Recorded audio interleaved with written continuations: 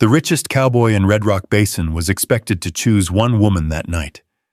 So why did every eye in the room suddenly turn toward the girl standing by the stable door? The crystal glass slipped from Claire Dalton's hand and shattered across the dining hall floor. No one moved. The piano player stopped mid-note. At the far end of the room, Colt Harper rose from his chair, dust still clinging to his boots from a long ride across the valley. Ruby Walker felt every gaze land on her at once as the air seemed to leave the room. Then Colt opened his mouth and said something that made the entire gathering freeze. "Before we go any further, tell me where you're watching from and come ride this story with us." The wind came down through Red Rock Basin carrying dust and the smell of dry grass. Ruby Walker pulled her hat lower and tightened the leather strap around a broken fence post. The wood creaked under her hands. Beyond the fence, a small herd of cattle drifted toward the creek bed that had shrunk to a narrow ribbon of muddy water. Another dry year. She could feel it. The land always spoke before people listened. A horse snorted behind her. Old Maggie. The gray mare lowered her head against Ruby's shoulder while Ruby checked the fence one last time. "You've got better manners than most folks around here," Ruby murmured. The mare flicked an ear. Ruby smiled. Small moments like that got her through most days. By the time she returned to Hollow Creek Ranch, the afternoon sun sat low over the red cliffs. The ranch house was already buzzing. Wagons lined the front yard. Lanterns hung from the porch. The biggest dinner gathering of the season was only hours away.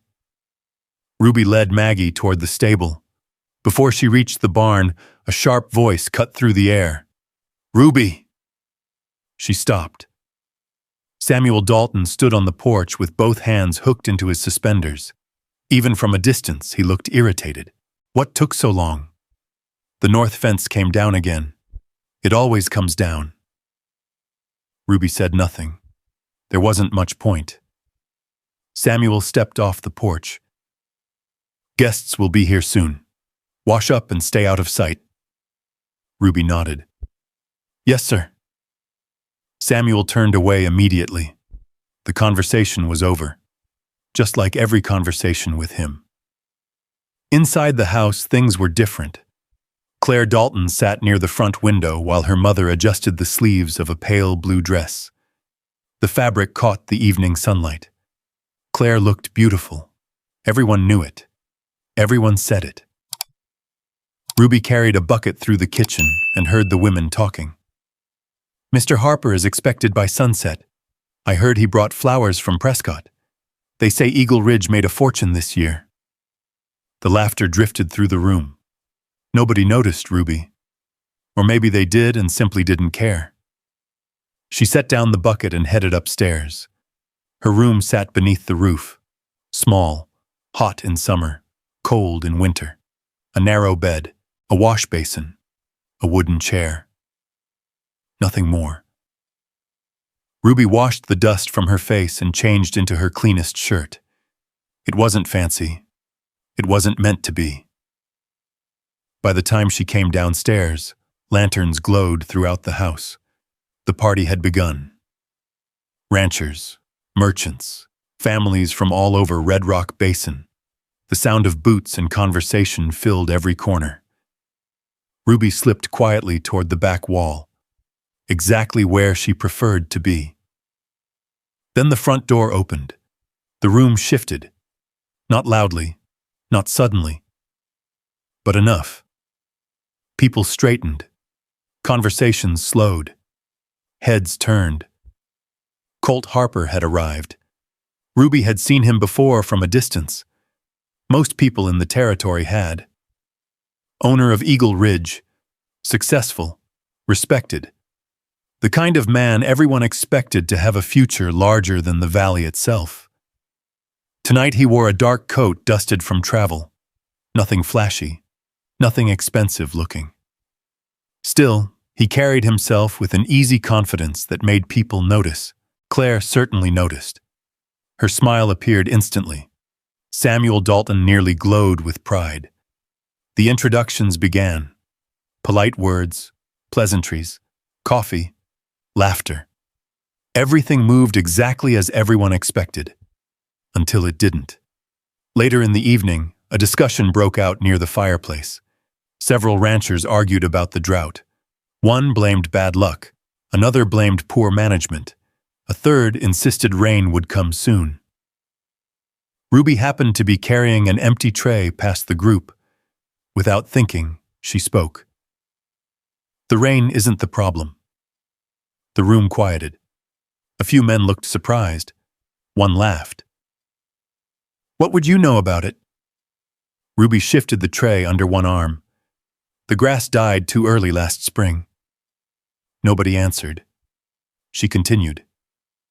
"The cattle grazed deeper than usual. That's why the soil can't hold moisture now. Even if rain comes, most of it will run off." A rancher frowned. Another scratched his beard. Someone muttered that she might be right. Ruby suddenly realized every eye was on her. She wished they weren't. She lowered her gaze and started to walk away. Then she heard a voice.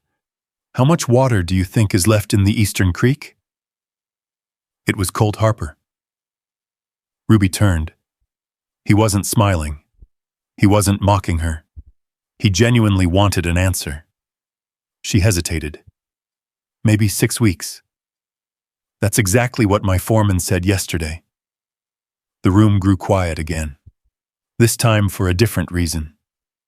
Ruby felt uncomfortable. Attention never brought anything good. So she excused herself and disappeared back toward the kitchen. Yet several times throughout the evening, she caught Colt looking her way. Not in the manner men usually looked at beautiful women. More like he was trying to understand something. The night stretched on. Dinner was served. Coffee cups emptied. The lantern flames burned lower. Eventually, Samuel cleared his throat. The room settled. Everyone knew what came next. This was the moment. The reason for the gathering. Claire stood gracefully beside her father. Her blue dress shimmered beneath the lantern light. Several women smiled knowingly. A few men exchanged satisfied looks. Across the room, Ruby stood near the doorway, ready to leave the second this business was finished. Samuel raised a glass. "Mr. Harper, we're honored by your presence tonight." Colt nodded politely. "I appreciate the invitation." Samuel smiled. "And I believe everyone here understands why we're gathered." A ripple of anticipation moved through the room. Claire lowered her eyes modestly, exactly as she'd practiced. Samuel turned toward Colt. "Perhaps you'd like to say a few words." Colt remained silent for a moment. Then he slowly set down his glass. His eyes moved across the room. Past Claire. Past Samuel. Past everyone. Until they settled on Ruby. The air seemed to disappear. "I would." His voice was calm, steady. "I came here because I hoped to get to know someone better." Claire smiled. Samuel looked relieved. Then Colt spoke again. "The person I'd like to know better is Ruby Walker." No one moved. No one breathed. For one long second, the room simply stopped. Ruby felt her heart slam against her ribs. Claire's smile vanished. Samuel stared as if he hadn't heard correctly. Several guests exchanged shocked looks. One woman nearly dropped her coffee cup. Colt didn't look away. "I'm serious." The silence grew heavier. Claire suddenly turned and rushed from the room. The front door slammed. A moment later, the sound of crying disappeared into the night. Samuel's face darkened. Ruby couldn't speak, couldn't think, couldn't understand what was happening. Because men like Colt Harper didn't choose women like her. Not in stories, not in real life, certainly not in front of an entire town. Yet he stood there looking directly at her, as if the choice had never been anyone else. The gathering broke apart soon after. Guests left in awkward silence. Whispers followed them into the darkness. The moment the last wagon disappeared down the road, Samuel Dalton grabbed Ruby's arm. Not roughly, but firmly enough. His jaw tightened. His eyes burned with anger. "You'll fix this tomorrow." Ruby stared at him. "What?" "You heard me." The lantern behind him flickered. "You will tell Colt Harper no." The house had never felt so quiet. Samuel took another step closer. "Whatever foolish idea he has, you end it." Ruby looked toward the dark window where Claire's room sat upstairs, then back at Samuel.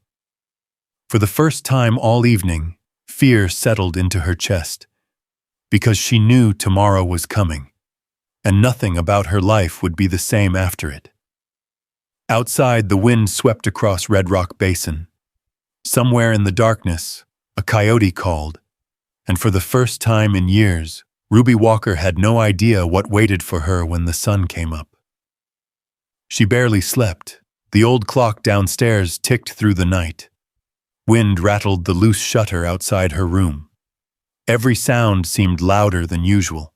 Just before dawn, Ruby gave up trying to rest. She pulled on her work clothes, braided her hair, and headed for the stable. The horses were already awake. Maggie greeted her with a low nicker. Ruby brushed the mare slowly, letting the familiar rhythm settle her nerves.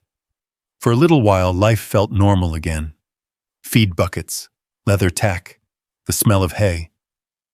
Simple things. Then she heard hoofbeats, a single rider approaching the ranch, too early for visitors. Ruby stepped outside. The morning sky glowed pale pink above the red cliffs. Colt Harper rode through the front gate. He tipped his hat when he spotted her. Ruby immediately glanced toward the house. "Mr. Harper, you shouldn't be here. I was hoping you'd call me Colt."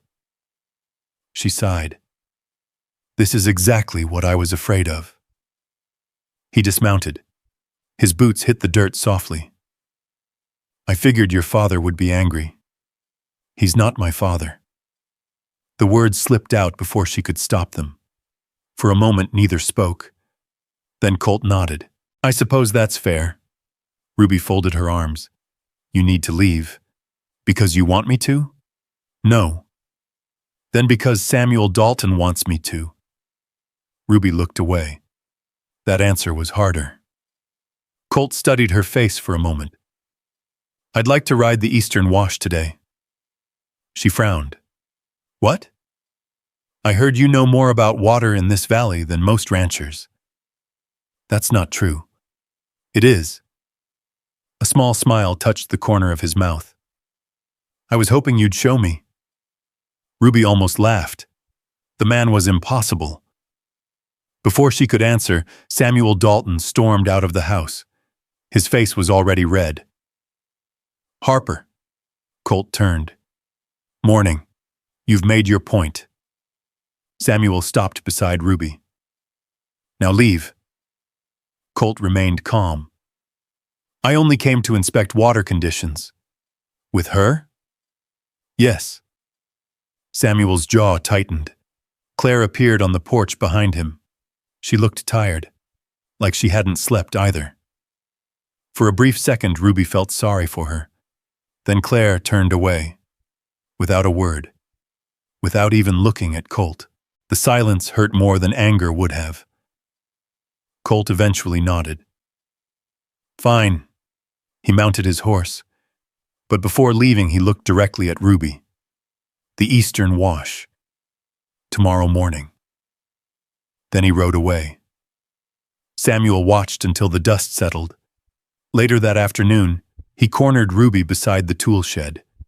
The old wooden door creaked in the heat. "You'll stay away from him." Ruby kept sorting fencing wire. "I heard you." "I'm serious." "So am I." Samuel stepped closer. "You owe this family." Ruby slowly set down the wire. The words sat between them, heavy, familiar. She had heard some version of them her entire life. You owe us.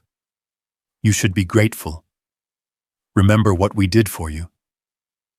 Samuel pointed toward the house. Claire deserves that future. Ruby looked at the distant porch. Claire sat alone in a rocking chair. Her blue dress from the party hung over a railing nearby. For once, she didn't look like the favorite daughter. She looked lonely. I never asked for any of this, Ruby said quietly. Then fix it. Samuel walked away. The next morning, Ruby saddled Maggie before sunrise. She told herself she was only checking fences, nothing more. Yet somehow she wasn't surprised when she found Colt waiting beside the eastern wash. The dry creek wound through the canyon floor like a scar. Cottonwood trees stood thin and tired along the banks. Colt handed her a tin cup of coffee. She hesitated, then accepted it. The coffee was still warm. You came. So did you. For the first time, he laughed. A genuine laugh. Not loud, not showy, just honest. They rode for hours, talking about grass, water, broken wells, winter feed. The conversation felt strangely easy. No pretending, no performance. Just two people discussing land they both understood. At one point, Colt dismounted beside a rocky ridge. He crouched and examined the dry soil. Ruby joined him. See that? She asked. What? The roots. He looked closer. The grass had been grazed too hard, too early, too often. Colt nodded slowly. You notice things other people miss. Ruby brushed dust from her hands. No. She looked across the valley. I just spend more time paying attention. Something changed in his expression then. Not admiration exactly. Something deeper. Respect. The kind that arrives quietly, without announcement, without fanfare. As the weeks passed, the rides continued, always with some practical excuse. Water surveys, fence inspections, cattle counts. Yet everyone in Red Rock Basin knew what was happening, and nobody talked about anything else. The gossip reached every porch, every store, every church bench. Claire heard all of it.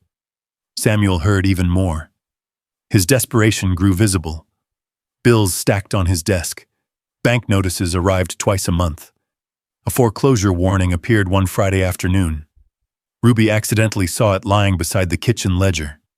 Samuel snatched it away immediately, but not before she noticed the red stamp. Past due. That explained everything. The pressure, the anger, the fear.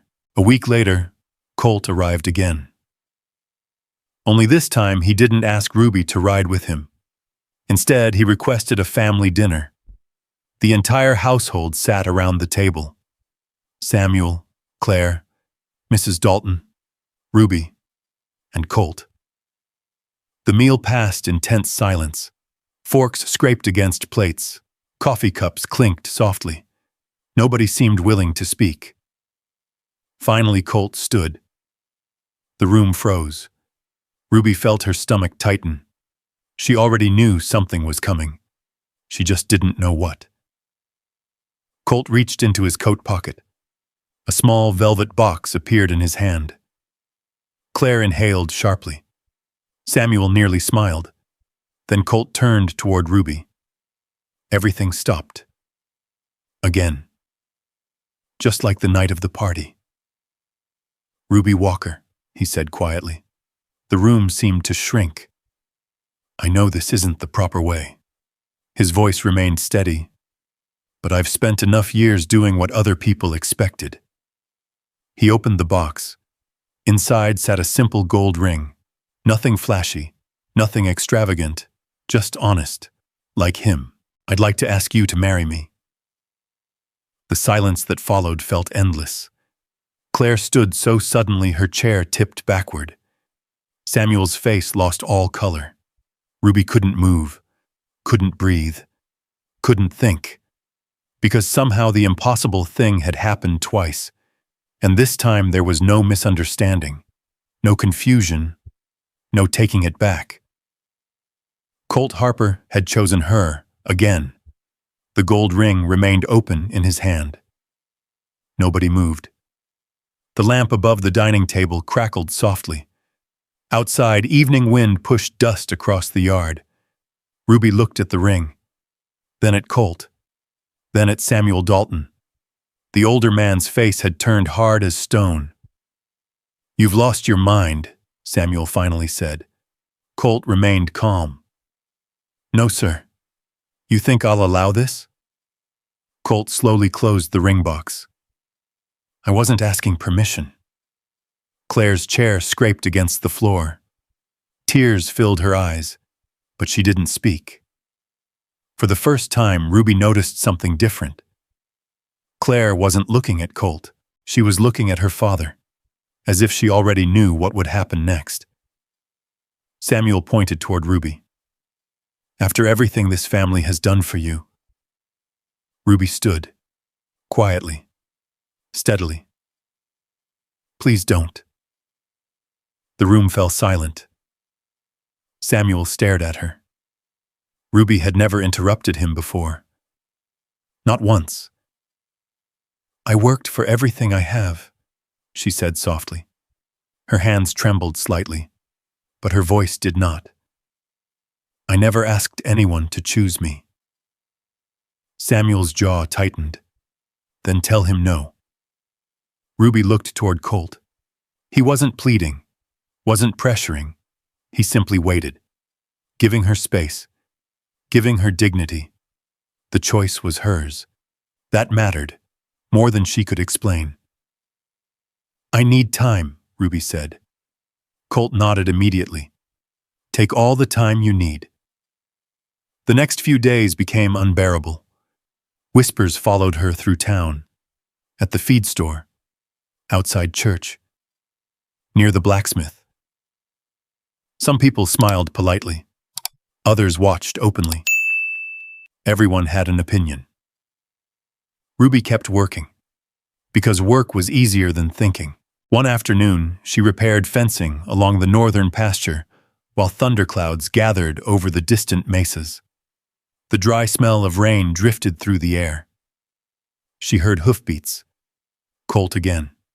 He handed her a folded paper. "A receipt?" He nodded. "For lumber." Ruby frowned. "What does this have to do with me?" "I bought enough to replace every broken fence on Hollow Creek." She stared at him. "Why?" "Because half your cattle will wander into the canyon before winter." Despite herself, Ruby laughed. A real laugh. The first in days. Colt smiled. The sound seemed to please him more than he admitted. Their conversations became easier after that. Long rides, shared coffee, quiet mornings checking water tanks. Neither spoke much about marriage, yet somehow everything they said was about marriage. Trust, responsibility, land, weather, future, the things that actually mattered. Then everything exploded.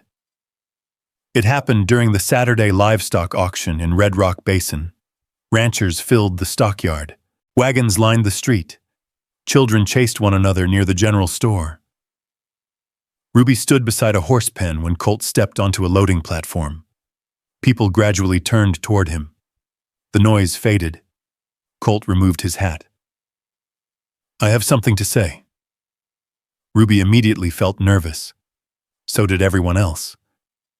Colt's voice carried across the yard. "I intend to marry Ruby Walker." The crowd erupted. Some gasped, some cheered, others simply stared. Samuel Dalton pushed through the gathering. His face burned with anger. "You ungrateful girl!" Ruby froze. The words hit harder than she expected. Samuel pointed toward the road. "If you choose him, don't ever come back to my house." A terrible silence followed. Even the auctioneer stopped talking. Ruby looked around, at the people she'd known her entire life, at the barns, the corrals, the dusty streets, home, or what she had always called home. Then she looked at Samuel. He wasn't bluffing. Everyone knew it. Claire stood nearby, eyes lowered, unable to stop any of it. Ruby swallowed, slowly, then nodded, not to Samuel, to herself. That night she packed her belongings. The process took less than 20 minutes. 2 dresses, a winter coat, a family Bible with no names written inside, a small photograph she didn't remember receiving. That was all. Everything she owned fit into one canvas bag. When she led her old mare through the front gate, nobody stopped her. The porch lantern glowed behind her. Samuel remained inside. Mrs. Dalton never appeared. Only Claire came out. For a long moment, neither woman spoke. Finally, Claire stepped forward. She pressed something into Ruby's hand, a silver hair comb, the one she'd worn every Sunday for years. "You should take this." Ruby blinked. "Claire, I didn't lose him to you." Claire's voice cracked. "I lost him because he never belonged to me." The 2 women stood in silence. Then Claire quietly returned to the house. The door closed. Ruby never forgot that sound. Halfway down the road, another rider appeared. Colt. Waiting. Just as she somehow knew he would be. Without a word, he reached over and took her canvas bag. Not because she couldn't carry it, because he wanted to help. Together they rode toward Eagle Ridge Ranch. The moon hung low over the red cliffs. The enormous ranch house appeared on a distant rise, windows glowing against the darkness. For a moment, Ruby thought maybe the worst was behind her. Maybe she had finally found a place where she belonged. Then they reached the front gate. An older man stood waiting beneath the lantern. Tall, gray-haired, immovable. Frank Harper, Colt's father. He looked at Ruby, then at his son, and finally said the words that chilled the night air. "Son." His voice was calm, too calm. "You just brought a war into this family." The lantern beside Eagle Ridge's gate flickered in the night wind. Frank Harper stood with one hand resting on the top rail. His face revealed nothing. That somehow made the words heavier. Colt dismounted first. "I'm bringing home the woman I'm going to marry." Frank looked at Ruby. Not unkindly, not warmly either. Just carefully, as if measuring the weight of a decision already made. "You'll stay in the south guest room," Frank said. "The housekeeper will show you where everything is." Then he turned and walked away. No welcome, no argument, no smile. Ruby almost wished he had shouted. Silence was harder. The ranch house was larger than any building she had ever lived in. Wide porches wrapped around 2 sides. Oil lamps glowed in the hallways. The wooden floors shined from years of polishing. The guest room overlooked the eastern pasture where moonlight spread across the grass like silver water. A clean quilt rested on the bed. A pitcher of fresh water sat on the dresser. Everything felt strange. Too clean. Too quiet. Too temporary. Ruby barely slept. At dawn, she woke to familiar sounds. Horses, boots, the creak of leather, work. Before anyone else was awake, she tied back her hair and headed outside. The stable hands stopped talking when they saw her. A few nodded politely. Most simply watched. Ruby grabbed a shovel and began cleaning stalls. The smell of hay and horses settled her nerves. Work was something she understood. Near sunrise, Colt appeared carrying 2 tin cups. Coffee steamed into the cool morning air. He handed one to her. She accepted it. "You're supposed to be resting." "I don't know how." That made him smile. "I noticed." For a moment, neither spoke. The sky turned orange above the red cliffs. Then Colt pointed toward a broken corral gate. "You see that?" Ruby nodded. "It'll fail before winter." "That's exactly what I thought." A small silence followed. Comfortable this time. As the days passed, Ruby quietly became part of ranch life. She helped repair fences. She checked water troughs. She rode with the cowhands to inspect grazing land, without asking permission, without seeking praise. People noticed, especially because she often spotted problems before anyone else did. One afternoon, she warned the foreman about a weak section of irrigation ditch. 2 days later, heavy rain hit the northern hills. The ditch held because it had been repaired. Nobody said much, but the foreman tipped his hat when he passed her. Small things mattered. Then trouble arrived. A ranch hand burst into the bunkhouse just after sunrise. His face was pale. "Mr. Harper." Frank looked up from his ledger. "What is it?" "The North heard." Everyone turned. "What about it?" Colt asked. The man swallowed. "It's gone." The room fell silent. Gone. More than 100 cattle vanished overnight. Within an hour, riders spread across the valley searching. Tracks were eventually found. Hundreds of them, leading south, straight toward McKenna Land, the oldest rival ranch in Red Rock Basin. By noon, angry men crowded Eagle Ridge's yard. Some demanded answers. Others demanded action. Several reached for rifles. Frank's face darkened. The McKennas have gone too far. Ruby listened quietly. Something bothered her. The tracks were too obvious, too neat, too convenient.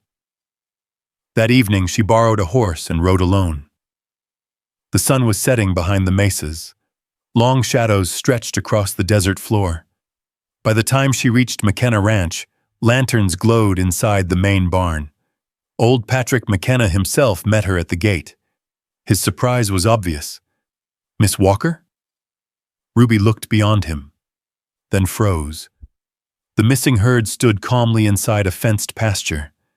Every single animal, untouched, fed, watered. Patrick McKenna looked confused. "We found them wandering near the canyon yesterday morning." Ruby's stomach tightened. "Yesterday?" "Aye. Why didn't you send word?" "We did." Patrick frowned. The rider never returned. The pieces suddenly shifted. Someone had wanted Eagle Ridge and McKenna Ranch angry. Someone had wanted guns loaded before questions were asked. Ruby rode back through the night. Dust flew beneath her horse's hooves. The stars overhead seemed sharp enough to cut skin. When she reached Eagle Ridge, men were already preparing for confrontation. Colt met her near the stable. "What happened?" Ruby slid from the saddle. "The McKennas didn't steal anything." His expression changed instantly. "What?" "The herd was planted there." Frank appeared behind him. "So, who benefits?" Ruby looked from father to son, then toward the distant lights of town. A name surfaced in her mind. A man who had quietly bought ranches, wells, and grazing rights for years. Victor Kane. The valley's most powerful land attorney. If ranchers started fighting, land values would collapse, and Victor Kane would buy everything. Frank slowly lowered his rifle. The yard became silent. For the first time since arriving at Eagle Ridge, nobody looked at Ruby like an outsider. They looked at her like the person who had stopped a disaster. Much later, after midnight, Ruby walked alone behind the old equipment barn. The wind rattled loose boards. Moonlight spilled across abandoned wagons and rusted tools. Something caught her eye. A loose plank beneath a workbench. Curious, she knelt and pulled it aside. Hidden underneath was a small wooden box covered in dust. Old, forgotten, waiting. Ruby opened it carefully. Inside lay a stack of yellowed letters tied together with faded blue ribbon. And at the very top sat a folded document bearing a family name she recognized instantly. Her own. Ruby Walker. The blood drained from her face. Somewhere inside the house, a clock struck midnight. And suddenly, she knew she had found something that was never meant to be discovered. Ruby sat on an overturned crate behind the old equipment barn. Moonlight spilled across the papers in her lap. The letters smelled faintly of dust and cedar. Carefully, she unfolded the first one. The handwriting belonged to a woman named Margaret Harper. The date at the top read June 3, 1859, more than 20 years earlier. Ruby read slowly. A sentence caught her attention. Then another. Soon her hands began to shake. The letters described arguments over water rights. Boundary markers moved in secret. Documents altered. Neighbors forced away. Families losing land they had worked for years. At first, Ruby thought she misunderstood. Then she found the survey maps, the original property lines, names written beside them. Walker, Bennett, Cooper. Families that no longer lived in Red Rock Basin, including her own. The dry air suddenly felt difficult to breathe. She opened another document, then another. Each one revealed a little more. Years ago, Frank Harper's father had used fraudulent claims over a spring that supplied much of the valley. Without water, smaller ranchers had failed. Their land eventually passed into Harper hands. Not all at once. Slowly, quietly, legally on paper. Wrong in reality. Ruby stared toward the distant ranch house. A lamp still glowed in Colt's study window. She folded everything carefully and placed it back inside the box, then carried it into the house. Colt looked up when she entered. He had been reviewing cattle ledgers. The moment he saw her face, he pushed the papers aside. What happened? Ruby placed the box on the desk. I found something. For nearly an hour, neither interrupted. The only sound came from pages turning. Outside, wind brushed against the porch roof. Inside, Colt's expression changed little by little. Confusion, concern, disbelief, then silence, the hardest kind. When he reached the final letter, he sat motionless. The lamplight cast shadows beneath his eyes. Ruby waited. Finally, he spoke. My grandfather did this. She didn't answer. There are signatures. His voice sounded distant. Maps. Witness statements. Ruby lowered her gaze. Neither of them touched the coffee growing cold between them. After a long time, Colt stood and walked toward the window. The valley stretched beyond the darkness. The ranch. The barns. The grazing land. Everything his family owned. Everything suddenly looked different. I always thought Eagle Ridge was built through hard work. Ruby looked at the floorboards. So did I. The words lingered. Neither blamed the other, yet a distance appeared between them anyway. A painful one. The next morning, Frank Harper found them in the study. The documents spread across the desk. For several seconds, he simply stared. His face lost color. Where did you find those? Ruby answered honestly. The old equipment barn. Frank closed his eyes, as though recognizing something he had hoped would stay buried forever. You should have burned them. The room became very quiet. Colt stepped forward. You knew? Frank didn't answer immediately. That answer alone revealed enough. I knew pieces of it. His voice was rough. My father never spoke openly. But you knew. Frank looked away. Outside, a ranch bell rang for breakfast. No one moved.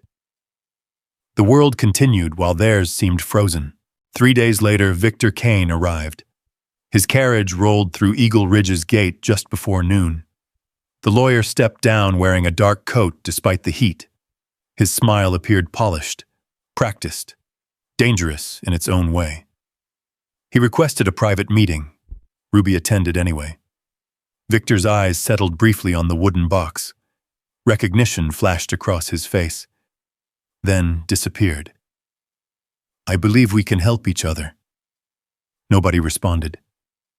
Victor folded his gloves carefully. There are documents that can create unnecessary problems. Colt's jaw tightened. Victor continued. Old claims, old disputes. He placed a leather envelope on the table. The weight of money inside was obvious. Sometimes peace requires discretion. Ruby looked at the envelope, then at Victor. You want us to stay quiet. I want everyone to prosper. Ruby almost laughed. Almost. Victor Kane had spent years purchasing struggling ranches across the valley. Now she understood why. A divided valley was profitable, an honest one was not. She pushed the envelope back across the table. No. Victor's smile faded slightly. You should think carefully. We already have. For the first time, Victor looked irritated. He gathered his gloves, his money, his patience. Then he left. The front door closed behind him. A heavy silence remained. That evening, Ruby found Colt saddling his horse. The sun had already vanished behind the cliffs. Where are you going? Colt tightened the cinch without looking up. I don't know, huh? The answer hurt more than anger would have. He mounted, then paused. For several seconds, he seemed ready to say something. Instead, he simply nodded and rode away into the gathering darkness. Ruby stood alone in the stable yard, listening. The hoofbeats grew fainter, then disappeared entirely. 1 hour passed, then 2. Night settled across Red Rock Basin. Lanterns glowed in distant windows. Coyotes called somewhere beyond the hills. No one knew where Colt Harper had gone. Not Frank, not the ranch hands, not even Ruby. Only one thing was certain. Sooner or later, he would have to choose his family's legacy or the truth waiting inside that wooden box. And when he returned, nothing in Red Rock Basin would ever be the same. Maybe that's the part of the story that stays with you the longest. Not the land, not the money, not even the secrets, but the choice. Because sooner or later, every one of us stands where Colt stood. We find ourselves holding two things at once, what is comfortable and what is right. And sometimes choosing one means losing the other. And maybe you've felt something like Ruby felt too. Maybe you've worked hard without being seen. Maybe you've carried someone else's burden for years. Maybe you've wondered whether honesty and kindness still matter when the world rewards easier paths. Standing there beneath the Arizona sky, Ruby never asked to become the center of a family war. She never asked to uncover old wounds. She only kept taking the next right step, even when it cost her comfort, certainty, and the place she once called home. That's what makes her story feel real. Sometimes healing doesn't begin with a grand victory. Sometimes it begins with a quiet decision not to look away from the truth. And sometimes love is not about being chosen because you're perfect. It's about being seen for who you truly are. If this story touched something in your heart, tell us in the comments. What would you have chosen, family loyalty or the truth? And if you enjoy stories about courage, second chances, healing, and the kind of love that grows through hardship, There's always another trail waiting just beyond the next horizon. We'd be honored to have you ride along with us again.